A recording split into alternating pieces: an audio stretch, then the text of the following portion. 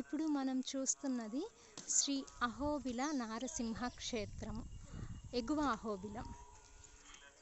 చూడండి, చుట్టూ దట్టమైన అడవి.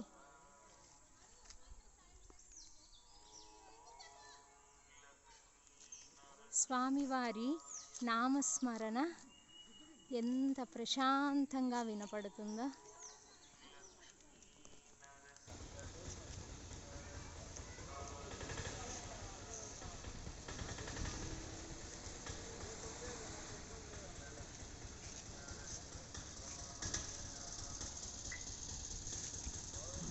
ఎంత దట్టమైన విశాలమైన పచ్చని చెట్లతో శ్రీ అహోబిల నారసింహ క్షేత్రము ఎంత రమణీయంగా శోభిల్లుతుందో ఒకసారి వీక్షించండి.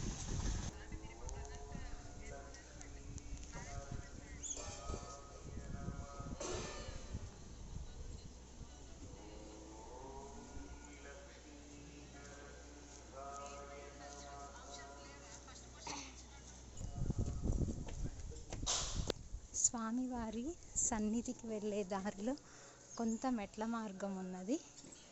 స్వామిని మనసులో తలుచుకుంటూ ఈ మెట్లని అధిరోహించాలి. ఇక్కడ మన పాదాలు శుభ్రం చేసుకొని స్వామివారి సన్నిధిలోకి చేరాలి. మెట్లెక్కి చివరికి స్వామివారి సన్నిధిలోకి మనం వచ్చేసాం. చూడండి, ఇదే ప్రధాన గోపురం.